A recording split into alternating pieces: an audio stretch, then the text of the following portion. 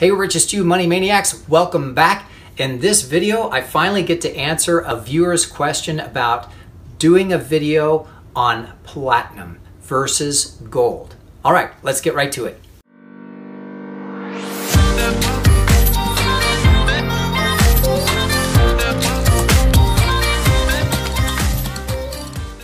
Hey, Richest you Money Maniacs, welcome back. Tom coming at you.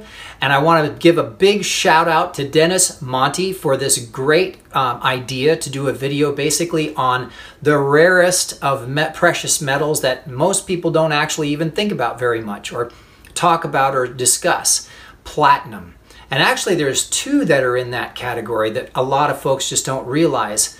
Platinum and palladium are far more rare than gold and silver, and also have industrial applications as well as things like jewelry and other industries that use it, but also can be used as money, currency. So here's what I want to talk about with platinum. So to get things started, I had to actually do a little bit of homework because platinum and palladium are not really something that I've studied much. I know of it, and I know that it's actually more rare than gold and silver. I also know that it's obviously more valuable until up to a certain point, simply because it is more rare. But one of the first things that occurred to me with platinum or even palladium is that a lot of folks don't like to use it as much as they like to use gold and silver, simply because it's not as shiny. That's right.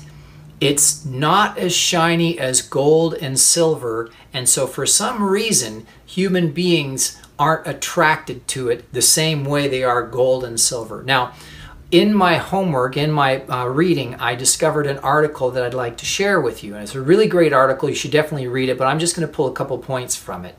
The article is called Platinum versus Gold by thebalance.com, and the part I'd like to go to is where it talks about price. The price differential between gold and platinum is an intercommodity spread. Now, right there is a really important part, because a lot of the central bank system, the Fed especially, and a lot of people who support or believe in Keynesian economics don't like to consider silver, gold, platinum, or any other precious metal for that matter as a currency, as money. They don't like to think of it as money, because what that means then is their fake currency, the US dollar or the yuan or the ruble or whatever, any central bank currency, then suddenly is compared to a precious metal as a money. Well, they're not money. They're fake currencies, so they're fiat currencies. They're not tied to anything. You can watch some of my other videos that explain that in more detail. And the reason that's important is because when they're not tied to something, it's easy to print trillions and trillions and trillions of them every hour, because you're not required to go and dig up more gold out of the land to represent or to match to the dollar that you're printing. See, it used to be that a dollar was worth an ounce of gold, and then they went to a fractional reserve, and then of course along came the Fed, and we went to when in 71, when Nixon closed the silver window or the gold window for trading currency back in for actual gold and silver, he closed that window. And that meant then that the US dollar was not supported by anything. It wasn't attached to anything, which means then it could be inflated to infinity and beyond. Isn't it a wonderful thing to build an empire on paper that just doesn't really mean anything? And now it's not, of course, it was never really paper, it was cotton. But now it's not even cotton. It's just ones and zeros in a computer. So back to this wonderful article. Here's the interesting part that I got out of it concerning the price of platinum versus gold. The price differential between gold and platinum is an intercommoditary spread. So remember, they don't think of gold, silver, and platinum as money. It's just a commodity. Over the course of history, there have been times when gold has traded at a premium to platinum and vice versa. In 1987, platinum has usually traded at a higher price than gold until September of 2008.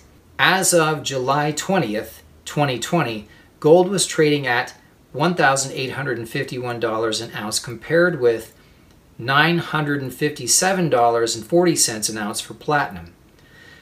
On May 19th, 2008, platinum traded to a modern-day high of $2,182 per ounce.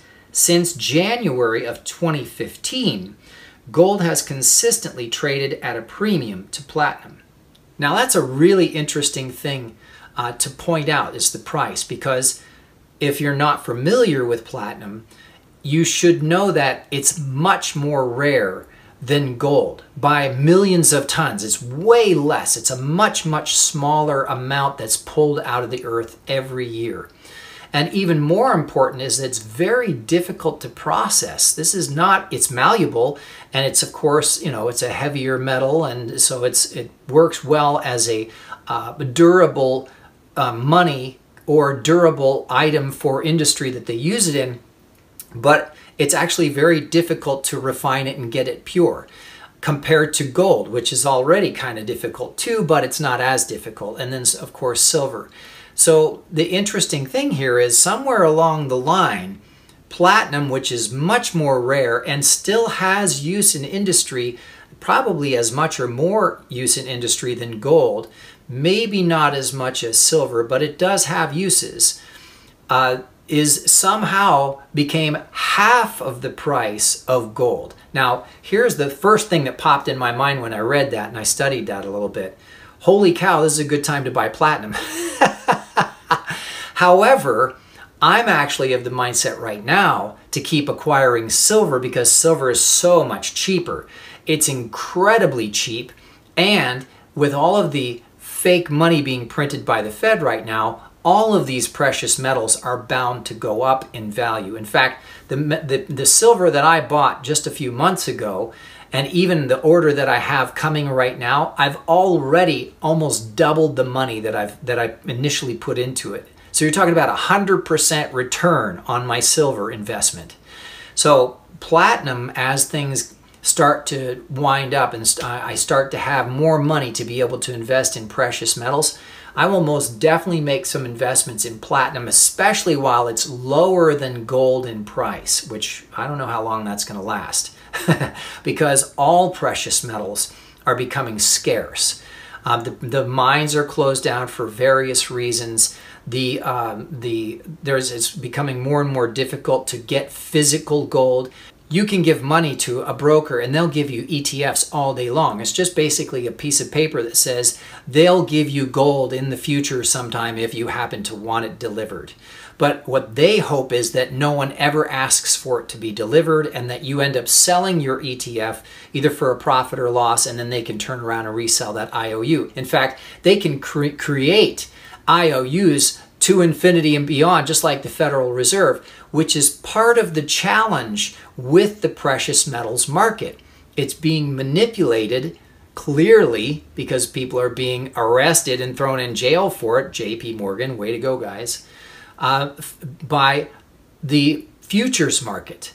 So because the futures market has sway on the actual physical price of it to a certain extent, they've been able to keep the prices of these down, which also, by the way, helps prop up the fake value of the currencies that the central banking systems are using. So what does this have to do with platinum? Well, the interesting thing about platinum is that obviously it's more rare. We said that.